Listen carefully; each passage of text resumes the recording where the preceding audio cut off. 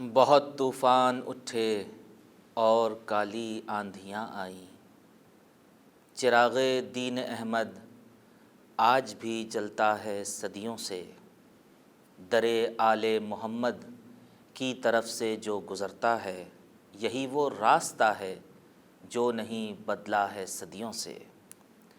72 نے پیا جام شہادت روز عاشوراء، مثال ان کی زمانہ ڈھونڈتا پھرتا ہے صدیوں سے۔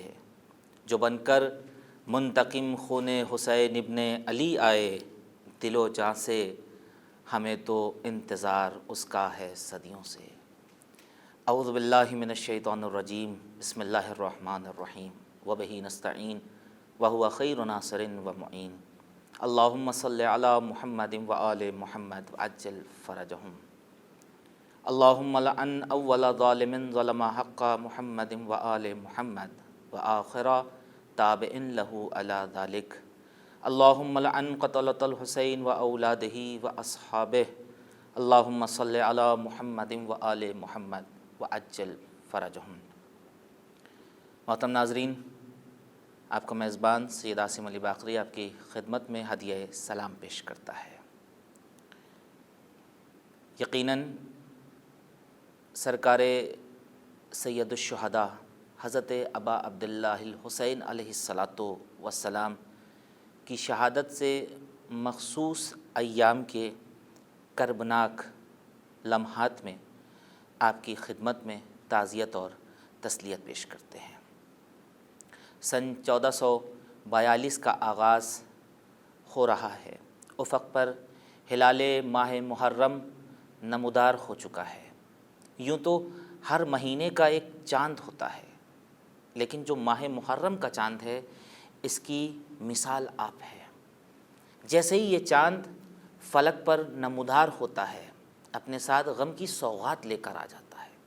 ہر طرف سوگواری اور عزاداری کا ماحول چھا جاتا ہے، گھروں میں سیاہ پردے آویزاں کر دیے جاتے ہیں، لبوں سے مسکراہٹ چلی جاتی ہے، گھروں میں سادگی آ جاتی ہے، فرش ماتم کو بچھا دیا جاتا ہے، تعزیے کو رکھ دیا جاتا ہے، مجالس اور عزاداری کا اہتمام ہو جاتا ہے۔ کیونکہ یہ ایام مخصوص ہیں اس ہستی سے اور ان کے رفقائے کار سے جنہوں نے انسانیت اور بشریت کے تحفظ کے لیے اپنی جان کا نذرانہ پیش کر دیا۔ جیسے ہی ماہ محرم کا چاند افق پر نمودار ہوتا ہے، امام حسین کے نانا غبار آلود سر اور صورت کے ساتھ پا برہنہ دشت کربلا میں چلے آتے ہیں۔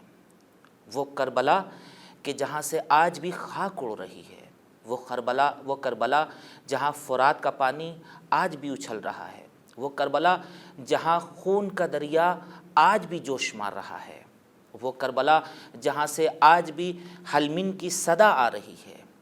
جیسے ہی ماہ محرم کا چاند نمودار ہوتا ہے، حسین کی مظلوم ماں اپنے مظلوم بیٹے کی یاد منانے کے لیے صف ماتم کو بچھا دیتی ہے، اور وہ جو زخم مظلوم بیٹے کا نمایاں ہے، ابھرا ہوا ہے 1400 سال سے، اسے مندمل کرنے کے لیے عزاداروں کے اشکوں کا انتظار کرتی ہے۔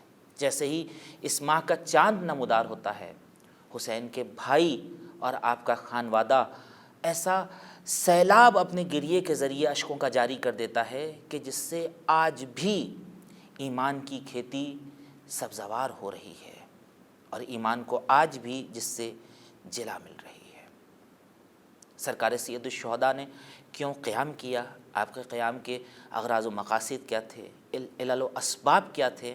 یقیناً کم و بیش ہمارے نوجوان، ہمارے بچے، ہماری ماں بہنیں سب جانتے ہیں۔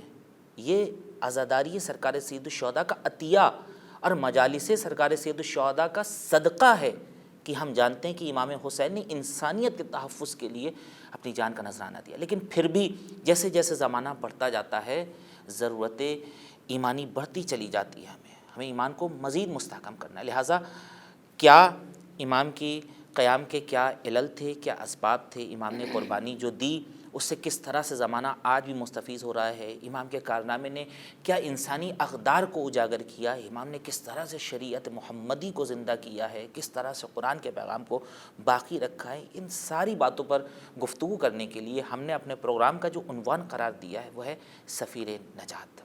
سفیر نجات میں آپ تمام ناظرین کا خیر مقدم ہے، تہہ دل سے ہم استقبال کرتے ہیں اس دعا کے ساتھ کہ آپ جہاں رہیں شاد و آباد رہیں، خیریت کے ساتھ رہیں، خدا آپ کو کوئی غم نہ دے سوائے غم اہل بیت اطہار علیہم الصلاۃ والسلام کے۔ ہر سال ہم عزاداری اپنے مخصوص حالات میں مخصوص انداز میں کرتے تھے، لیکن اس بار عزاداری کا جو طریقہ ہے ذرا سا بدلا ہوا نظر آ رہا ہے، چونکہ جو حالات ہیں اس وقت زمانے کے وہ دیگرگون ہو چکے ہیں۔ دعا ہے خدا کی بارگاہ میں خدا ذکر سرکار سید الشہداء کے صدقے میں جلد از جلد دنیا کے حالات کو پھر سے بحال کر دے، تاکہ جس طرح ہم شان و شوکت سے اس عزاداری کو برپا کرتے تھے اسی طرح پھر سے کر سکے۔ اس عظیم موضوع پر گفتگو کرنے کے لیے ہمارے ساتھ جو مہمان شخصیت موجود ہیں، بہرحال ان کا تعارف کرانا بے محل ہے، لیکن پھر بھی ہم چاہیں گے کہ وہ خطیب، وہ مقرر، وہ مفکر اور وہ مؤدب جو اپنی تقریر کے لیے، اپنی سلاست بیان کے لیے، تعلیمات آل محمد علیہ الصلوۃ والسلام کو پہنچانے کے لیے پوری دنیا میں جاتے ہیں اور جانے اور پہچانے جاتے ہیں، ہم استقبال کرتے ہیں اپنے مہمان کا، حجت الاسلام والمسلمین عالی جناب مولانا سید سبطین عباس رضوی صاحب قبلہ کا۔ قبلہ السلام علیکم ورحمۃ اللہ وبرکاتہ۔ قبلہ سب سے پہلے تو ہم آپ کا استقبال کرتے ہیں اور ساتھ ہی ساتھ آپ کی خدمت میں تعزیت پیش کرتے ہیں، نہایت تشکر اور سپاس کے ساتھ کہ آپ نے اپنا قیمتی وقت ہمارے ناظرین کے لیے نکالا۔ جزاکم اللہ خیر۔ ہم بھی آپ کو تسلیت عرض کرتے ہیں، ناظرین کو، سامعین کو، شہادت ابا عبداللہ الحسین علیہ الصلوۃ والسلام پہ۔ جزاکم اللہ۔ ناظرین آئیے گفتگو کا آغاز کرتے ہیں۔ آپ کے درمیان اور مہمان کے درمیان زیادہ حائل نہیں ہوتے ہیں، یہ پہلا سوال اپنے مہمان کی خدمت میں مؤدبانہ پیش کرتے ہیں اور یہیں سے گفتگو کا آغاز ہوتا ہے۔ قبلہ یوں تو ہم سب جانتے ہیں مجلسوں کے صدقے سے، عزاداری امام حسین کے صدقے سے، کہ امام حسین نے انسانیت کو بچانے کے لیے اپنی جان کا نذرانہ دیا اور یہ جو قیام کربلا ہے یہ وجود میں آیا، لیکن پھر بھی وہ میسج جو تاریخ سے ہمیں ملتا ہے، وہ میسج جو روایات محمد و آل محمد سے ملتا ہے، فرمودات محمد و آل محمد سے ملتا ہے، اس کی روشنی میں امام حسین علیہ الصلوۃ والسلام کے قیام کی علت کیا رہی؟ بسم اللہ الرحمن الرحیم، الحمد للہ رب العالمین، وصلی اللہ علی جمیع الانبیاء والمرسلین، لا سیما علی سیدہم و افضلہم مولانا ابی القاسم محمد اللہم صلی علی محمد و اہل بیتہ الطیبین الطاہرین المعصومین المنتجبین واللعنۃ الداعمہ علی اعدائہم اجمعین۔ قیام امام حسین علیہ الصلوۃ والسلام یہ اتنا عظیم اور وسیع موضوع ہے کہ دنیا میں شاید ہی کوئی ایسا ایکٹ، کوئی ایسی نہضت، کوئی ایسا انقلاب برپا ہوا ہو جس کے شعبے اور ابعاد نامحدود ہوں، اللہ، اور ہر روز جو گزر رہا ہے، ہر نیا سال، ہر نئی صدی جو آ رہی ہے، وہ رمز اور وہ رموز و اسرار کہ جو اس قیام میں، اس انقلاب و نہضت میں چھپے ہیں، جی وہ روز بروز اس کی ماہیت آشکار ہوتی جا رہی ہے۔ بے شک، اور شاید گزشتہ زمانے میں کوئی کہہ سکتا تھا کہ میں نے قیام امام حسین کے یہ مقاصد یا یہ اہداف و یہ اسباب نظر میں رکھے ہیں، لیکن آج جس دوراہے پہ ہم کھڑے ہیں اور جن حالات کا سامنا ہمارے سامنے ہے، انہیں دیکھنے کے بعد، ان کا جائزہ لینے کے بعد یہ اندازہ ہوتا ہے کہ دنیا میں کوئی ایسا واقعہ، کوئی ایسا حادثہ نہیں ہے جس کی رہنمائی کرنے کے لیے، جس میں اگوائی کرنے کے لیے اور اسوہ بن کر امام حسین علیہ الصلوۃ والسلام آگے نہ آئے ہیں۔ بے شک، لہذا یہ ایک عظیم قیام ہے، اور اس قیام کو ہر فکر اور ہر طبقے کے اور ہر لیول کے انسان نے اس کے اوپر اظہار نظر کیا ہے، اور لطف یہ ہے کہ سب نے اظہار عجز و نیاز کیا ہے کہ قیام امام حسین کی جامعیت اور وسعت قابل درک و فہم نہیں ہے۔ بے شک۔ شاعروں نے اپنی جولت طبع اور سلاست بیان اور لطافت افکار کے ذریعے سے ان گوشوں کی جانب ہاتھ بڑھانے کی کوشش کی ہے کہ جو عام طور سے نثر کے ارباب کے لیے وہ شجر ممنوعہ ہے، انہوں نے بھی کچھ حاصل کرنے کی کوشش کی۔ وہ بھی ہزاروں شاعر مرثیہ گو، ہزاروں رباعی کے اندر، مسدس کے اندر اور الگ الگ انواع شعر کے اندر، چاہے وہ سب کے عراقی ہو، چاہے وہ سب کے دری ہو، یا چاہے سب کے طریقۂ اردو ہو، یا مرثیہ نگاری کا خاص انداز جو عربی اور فارسی سے مختلف ہے اور معراج ہے مرثیہ کی از نظر ادب لسانی، وہ اردو کے اندر ہے۔ ان سب کو پڑھنے کے بعد یہ اندازہ ہوتا ہے کہ یہ سب قطرے ہیں اس بحر زخار کے مقابلے میں جس کو عاشورہ کہا جاتا ہے۔ اسی طریقے سے علماء، فقہا، مجتہدین، یہ تمام افراد کوشش کرتے ہیں، صحیح کر رہے ہیں، تلاش کر رہے ہیں کہ کربلا کے گوشے اور ابعاد اور اس کے شعبوں اور اس کے نتائج اور اس کے پیغام اور اس کے میسیجز کو وہ بیان کریں، اور بیان کر رہے ہیں۔ لیکن ایسا لگتا ہے کہ جیسے امام حسین اور ان کی نہضت زمانے سے آگے ہے، بے شک، انسانی افکار سے کروڑوں اور کوسوں میل دور ہے، اور جب ہم اس جگہ قدم رکھتے ہیں تو اس وقت امام حسین جری و تطبیق کے اعتبار سے کروڑوں میل آگے جا کے کھڑے ہو جاتے ہیں۔ لہذا آج دیکھیں 1400 برس گزر گئے اور اس واقعے کی تازگی میں کوئی فرق نہیں آیا۔ بے شک، آج لگتا ہے کہ جیسے آج ہی کا واقعہ ہے، اور یہ اسے معجزہ کہیے، امر پروردگار کہیے، یا امر آسمانی کہیے، یا وعدہ الہی کہیے، یا یہ کہیے کہ امام حسین علیہ السلام کی حقانیت اور ان کی صداقت کی دلیل یہ ہے کہ آج بھی واقع عاشورہ کہنا نہیں ہوا، پرانا نہیں ہوا، قصہ دیرینہ اور ذکر پارینہ میں تبدیل نہیں ہوا۔ اب اہداف اور علل قیام امام حسین ایک وسیع موضوع ہے قبلہ، اور لیکن چونکہ ہمارے آپ کے پاس وقت مختصر ہے، اور ظاہر سی بات ہے کہ اگر تمام پہلوؤں پہ نظر ڈالی جائے گی تو اس کے لیے ایک فرصت چاہیے، لیکن حقیقتاً اگر صرف ان پہلوؤں پہ نظر ڈالی جا سکتی ہے کہ جو امام علیہ الصلوۃ والسلام کے اقوال میں اور معصومین علیہ الصلوۃ والسلام نے ان کو اپنی احادیث میں بیان کرنے کی کوشش کی ہے، تو اس وقت ہمیں یہ دیکھنا ہوگا کہ امام حسین علیہ الصلوۃ والسلام نے جس زمانے میں یہ قیام، یہ قدم اٹھایا، اس زمانے کے حالات کیا تھے، امت اور قوم کے درمیان فکری سطح کیا تھی، حکام کس نہج پہ جا رہے تھے، دیندار اور علماء اور سماج کے خواص اور سماج کے وہ لوگ جن کے کاندھوں کے اوپر ذمہ داری اور رسالت ہوتی ہے قوموں کو آگے بڑھانے کے لیے، ان کی ذہنیت کیا تھی، اس کے بعد دین کے تئیں وہ کس مقدار میں مخلص تھے، ان تمام واقعات کو نظر میں رکھنے کے بعد پھر سمجھ میں آئے گا کہ امام حسین علیہ الصلوۃ والسلام کے ایک ایک قدم کا کیا مقصد تھا۔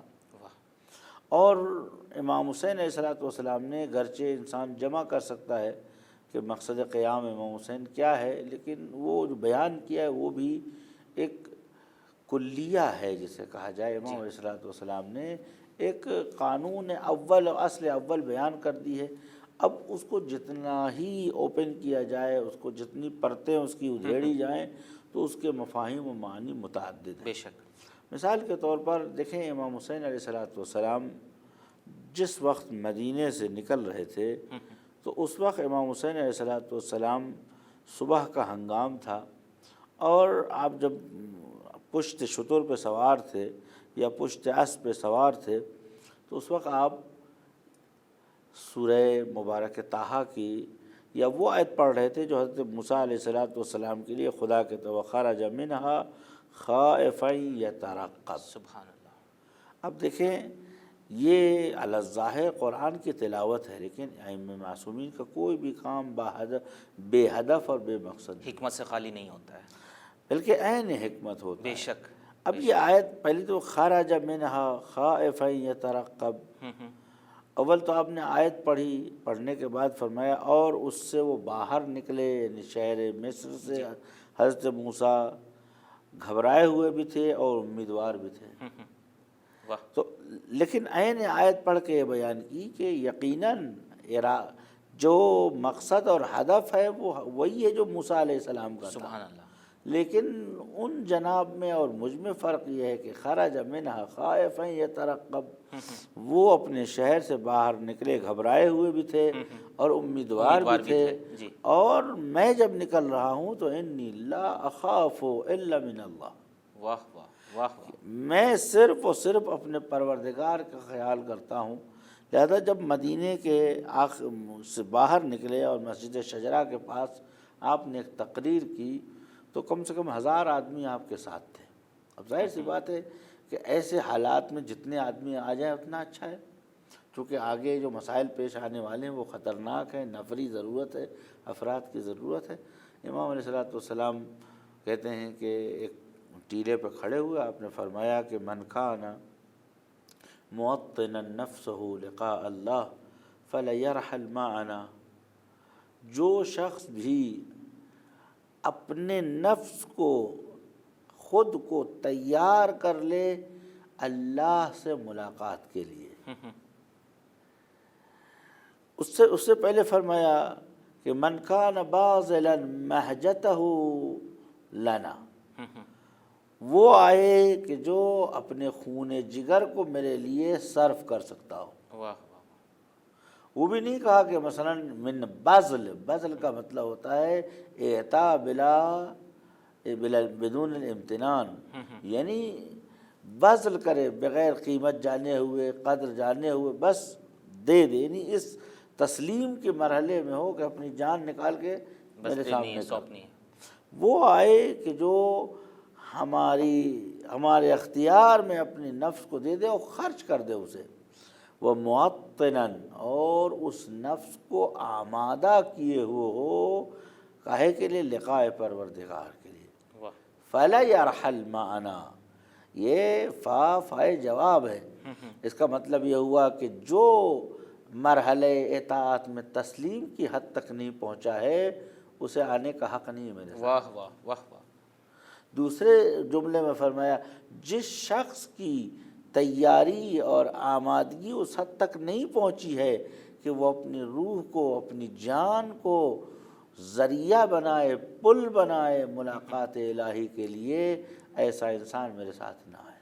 اللہ، اگر یہ دو شرطیں فراہم ہیں فلیرحل معنا، تو وہ میرے ساتھ آئے۔ واہ، آپ دیکھیں کہ لوگ نفر جمع کرتے ہیں، تعداد جمع کرتے ہیں، سیاہی لشکر بڑھاتے ہیں، لیکن امام حسین علیہ السلام نے پہلے ہی دن سے اس بھیڑ بھاڑ میں آئے ہوئے لوگوں کو گوشزد فرمایا کہ دیکھو میں جہاں جا رہا ہوں وہ خطروں سے بھری راہیں ہیں، بے شک، اور قرار یہ نہیں ہے کہ حضرت موسیٰ علیہ السلام جیسے میں لشکر بنی اسرائیل لے کے جاؤں، وہم فی ارضہم یتیہون، وہ متحیر ہوں، سرگردان ہوں، ابھی انہوں نے سمندر عبور نہیں کیا ہے، یا موسیٰ اجعل لنا الہا واحدا، موسیٰ ہمارے لیے ویسا خدا بنائے جیسا بت پرستوں کو پتہ، یا مثلا حضور سرور کائنات کا لشکر نہ ہو کہ فرماتے ہیں اذا دعاکم اللہ، جب اللہ اور اس کا رسول تم کو پکارتا رہے، کہے کے لیے اس چیز کی طرح جو تمہیں زندگی دے،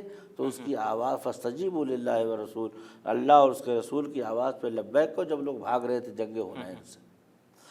یہ وہ لشکر ترتیب دینا ہے کہ جس لشکر کے اندر ہر ایک فرد سفیر نجات بن کے واہ واہ واہ واہ، لہذا یہاں جو بھی آئے گا، دیکھیں مورخین نے کہیں کہیں خیانت کی ہے کہ اصحاب امام حسین علیہ السلام کی زندگی اور ان کی شخصیت کے بارے میں بہت کچھ نہیں لکھا ہے، یا ان 10 دنوں میں ان کے افکار اور ذہنیت کو ہم تک نہیں پہنچایا ہے، مکمل ویسے نہیں پہنچایا جاتا ہے جیسا پہنچانے کا حق ہے وہ نہیں پہنچایا ہے۔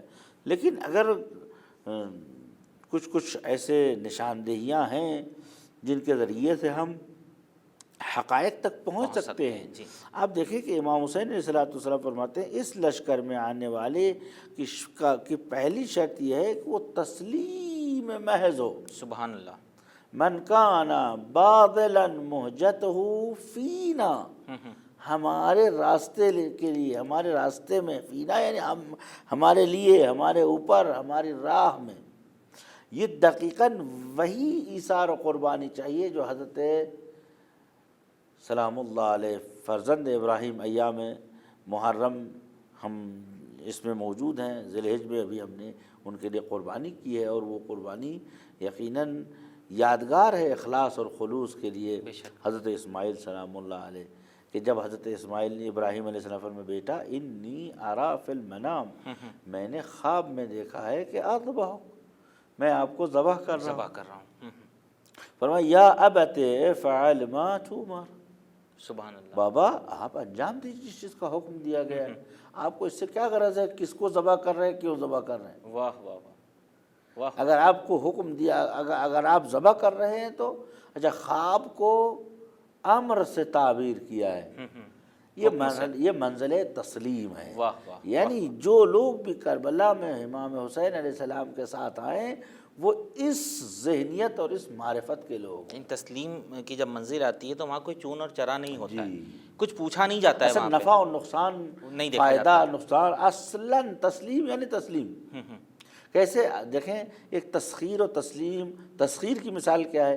جس طریقے سے آپ کا ہاتھ آپ کے اختیار میں ہے، جی ہاں، یہ تسخیر ہے، اختیار ہے میرا، یہ آپ کے اختیار میں ہے۔ مثلا آپ کا پیر آپ کے اختیار میں ہے، آپ کی آنکھیں آپ کے اختیار میں، لیکن یہ جو دل ہے نا، اس کو تسخیر نہیں کیا جاتا، یہ تسلیم ہوتا ہے۔ سبحان اللہ۔ یہ جب آپ کے حوالے جب اپنے کو کر دے کہ بھئی جو آپ چاہیں وہ میں چاہوں گا، تو اس میں تسلیم۔ یہاں مقام تسلیم میں آپ دیکھیں فرد امام حسین علیہ السلام، کیوں؟ اس لیے کہ یہ وہ نہضت ہے، یہ وہ انقلاب ہے، یہ وہ سفرائے نجات کا گروہ ہے کہ قیامت تک آنے والے تمام انسانوں کے لیے یہ سفیر نجات ہے، سفرائے نجات ہے۔ لہذا کوئی بھی ایسی کجی یا انحراف یا ذرا سا سستی یا فکری اور معرفتی اعتبار سے کوئی کمی ان کے وجود میں قابل درک و فہم نہیں ہے۔ بس اب اگر ہم آپ غور کریں تو آپ دیکھیں مدینے سے آپ نکلے نہیں، لیکن بات کو واضح کرتے جا رہے ہیں، فَلْيَرْحَلْ مَعَنَا، وہ ہمارے ساتھ آئے۔ تو پہلے تسلیم ہو، جی ہاں، اس کے بعد فرمایا توطین، صرف تسلیم نہیں ہے بلکہ آمادہ کرے۔ توطین نے مقدمہ چینی جسے کہا جاتا ہے، مقدمہ چینی نے آمادگی۔ تو اب جسے بھی امام حسین اپنے ساتھ لے کے جا رہے ہیں یا جو آئندہ ان کے ساتھ ملحق ہوگا وہ ان 2 صفتوں کے ساتھ ہوگا۔ یعنی یہ کہا جا سکتا ہے جب دنیا والے اپنا لشکر تیار کرتے ہیں تو ان کی جو نگاہ ہوتی ہے وہ کوانٹٹی پہ ہوتی ہے، جی، لیکن امام کی جو نگاہ تھی وہ کوالٹی کے لیے تھی۔ اب دیکھیں نا کہ دنیا میں جو لشکر بھیجے بھیڑ ہونا چاہیے، مضبوط جسم اور بازو امثال ذالک، امام حسین نے ان تمام خصوصیات کو نظر میں ہرگز نہیں رکھا۔ واہ، امام نے جن خصوصیات کو نظر میں رکھا ہے یہ وہ خصوصیات ہے کہ جو انبیاء اعظام کے اندر پائی جاتی ہے، حضرت اسماعیل سلام اللہ علیہ۔ اب یا مثلا حضرت یوسف انی لا ابرئ نفسی ان النفس لامارۃ بالسوء۔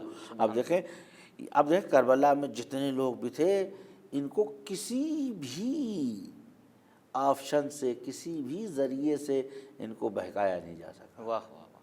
وہی کبھی ہوتا ہے کہ مال دنیا، آپ دیکھیں حتی دنیا سب سے بڑا امتحان کیا ہوتا ہے؟ کچھ امتحان ہوتے ہیں لذات وغیرہ ان چیزوں میں، کوئی نعمت دے دی گئی، لذت دے دی گئی، صحت دے دی گئی۔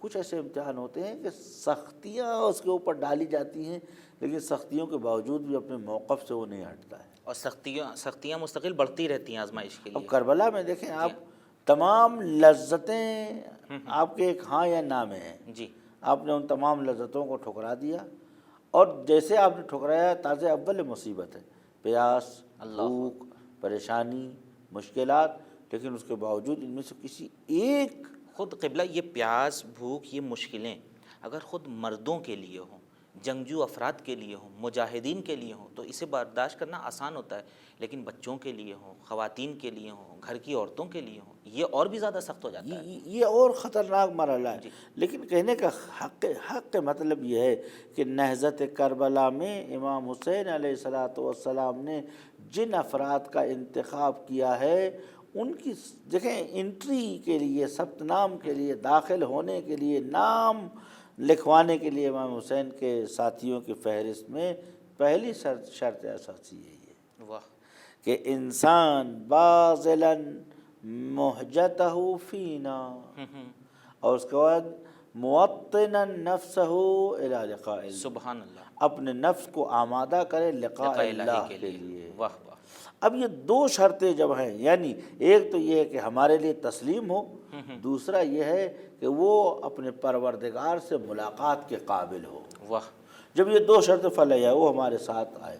اب ایسی شرائط کے بعد اب اس میں ظاہر سی بات ہے کہ وہ لوگ جو آئے تھے کہ امام حسین ہیں، ان کے ساتھ سلام اللہ، حضرت مسلم ہیں، حضرت عباس علیہ السلام ہیں، اس کے بعد ایک سے ایک بہادر اور جنگجو بے شک افراد بنی ہاشم موجود کے ہیں، جوان، ہاں، جوانان بنی ہاشم، خود امام حسین علیہ جی السلام۔ لیکن انہوں نے سمجھا کہ اس لشکر کو شکست نہیں ہے، اس لشکر میں جو ہے بس ہزیمت و پسپائی کا تصور نہیں ہے، لہذا ان کے ساتھ چلو۔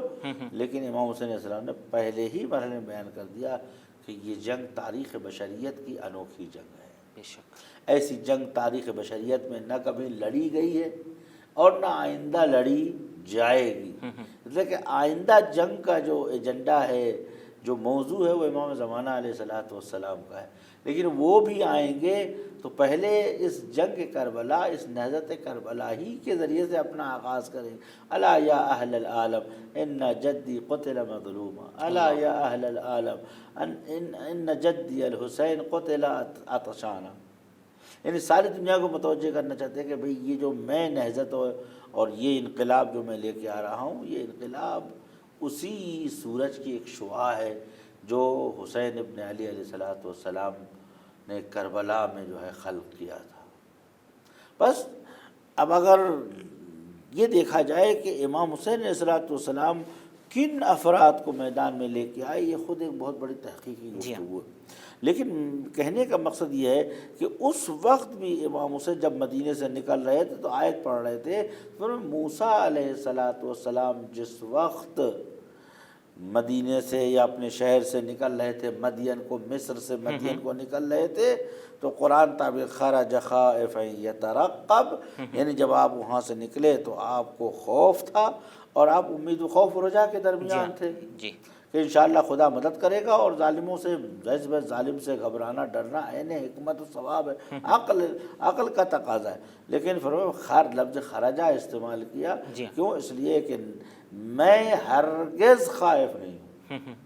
لیکن پہلے دن جو آمادہ ہے کہ من کان باذلا نفسہ، وہ انسان جو ہے، لہذا یہ کہنا کہ امام حسین علیہ الصلوۃ والسلام کے سامنے کچھ دلائل تھے، کچھ مسائل تھے، نہیں، امام حسین علیہ الصلوۃ والسلام کے سامنے تمام چیزیں واضح تھیں اور شفاف تھیں۔ اور یہیں پہ ایک بات جو کہنا چاہتا ہوں، کہ جتنی بھی تاریخیں اور کتابیں لکھی گئی ہیں، وہ آنے کے بعد کیا کرتے ہیں کہ امام حسین علیہ السلام کے خروج اور امام حسین علیہ الصلوۃ والسلام کے اقدام اور نہضت کے علل و اسباب بیان کرتے ہیں۔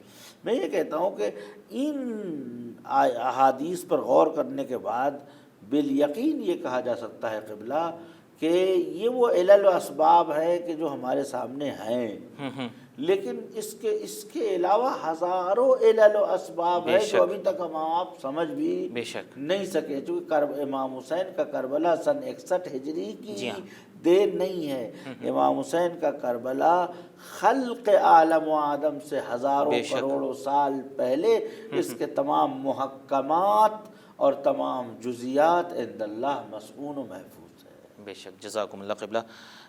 پروگرام کے تقریباً اختتامی حصے کی طرف ہم گامزن ہو رہے ہیں، اور قبلہ ہم بس ایک جملے میں اگر جاننا چاہیں، ہر سال جس اعتبار سے عزاداری کرتے تھے اس اعتبار سے نہیں کر پا رہے ہیں، کیا کہنا چاہیں گے ہمارے عوام کے لیے؟ دیکھیں، ذکر امام حسین، یاد امام حسین مرہون حالات نہیں۔ واہ، حضور نے فرمایا کہ ان لقتل الحسین علیہ السلام، امام حسین کی شہادت کی وجہ سے ایک حرارت ہے مومنین کے دلوں میں جو کبھی ٹھنڈی نہیں ہوگی، وہ حرارت وہی روح ایمان ہے۔ جزاکم اللہ۔ لہذا محرم رکے گا نہیں یہ سلسلہ۔ اب ظاہر سی بات ہے کہ انسانوں نے عزاداری نہیں کی سن 61 سے لے کے 75 ہجری تک، تو کھنڈرات میں جناتوں نے عزاداری کی، واہ، آسمان پر فرشتوں نے عزاداری کی۔ لہذا ادائے ابا عبداللہ رکے گی نہیں۔ اب یہ ہمارا آپ کا میزان ایمان و عقیدہ ہے کہ ہم کس مقدار تک امام حسین علیہ کس طرح السلام سے کر سکیں۔ اب رہی بات یہ کہ صاحب کل اگر فرض کریں، یہ فرض ہو جائے کہ اگر عزاداری آپ کریں گے تو آپ کو کوئی مہلک بیماری ہو جائے گی، بھئی میرا اپنا نظریہ ممکن ہے کہ میں کہتا ہوں 100 بار ہو جائے کوئی بات نہیں، عزائے امام حسین کو تعطیل نہیں ہونا چاہیے۔ جزاکم اللہ قبلہ، بہت شکریہ تشریف لانے کے لیے، انشاءاللہ ہم آپ سے استفادہ کرتے رہیں گے۔ بہت خوب ناظرین، بہترین بیان ہے، خوبصورت بیان ہے۔ آج ہم نے ایک ہی سوال اپنے مہمان کی خدمت میں پیش کیا، لیکن چونکہ ہم پروگرام کے آغاز میں تھے، یہ پہلا حصہ، پہلا ایپیسوڈ آپ کی خدمت میں پیش کیا گیا، لہٰذا وہ باتیں جو ضروری تھیں اس قیام سے متعلق، وہ ہمارے مہمان نے آپ کے گوش گزار کی ہیں۔ وہ ساری باتیں جو مورخین، محققین سمجھ کے ہم تک پیش کرتے ہیں، بہت خوبصورت بات کی ہمارے مہمان نے، یقیناً انہوں نے اپنی عقلوں سے سمجھا ہے، وہ احادیث کے ظاہر سے سمجھا ہے، لیکن وہ ساری حکمتیں جو سرکار سید الشہداء کے پیش نظر تھیں، جو نگاہ معصوم کی حکمتیں تھیں، وہ بہن ہی مکمل ہم اور آپ کبھی بھی درک نہیں کر سکتے، لیکن ہاں ہر آن کوشش کریں کہ اس سے مزید نزدیک سے نزدیک تر ہوتے چلے جائیں، تاکہ امام حسین جس طرح سفیر نجات تھے، ہم اور آپ امام حسین کی شخصیت سے، آپ کے کیریکٹر سے، آپ کے فرمودات سے، آپ کی سیرت سے اس طرح سے جڑ جائیں کہ ہر زمانے میں کربلا ہمارے لیے باعث نجات ہو جائے۔ حالات اس بار کے ویسے نہیں ہیں جس طرح ہمیشہ ہوا کرتے تھے، ہم عزاداری برپا کیا کرتے تھے، لیکن ہم جہاں ہیں، جیسے ہیں، ویسے ہی عزاداری کر کے اپنا تعاون پیش کریں، جو ہمارے لیے سبب حیات ہے۔ عزاداری ہمارے لیے زندگی کا ذریعہ ہے، لہٰذا اس زندگی کو ہم اپنی کربلا سے حاصل کرتے رہیں۔ ناظرین، ہمارا وقت تمام ہوا، ہمیں دیجیے اجازت، اس امید کے ساتھ کہ نیکسٹ ایپیسوڈ میں پھر سے آپ کی خدمت میں حاضری کا شرف حاصل کر سکیں۔ خدا حافظ۔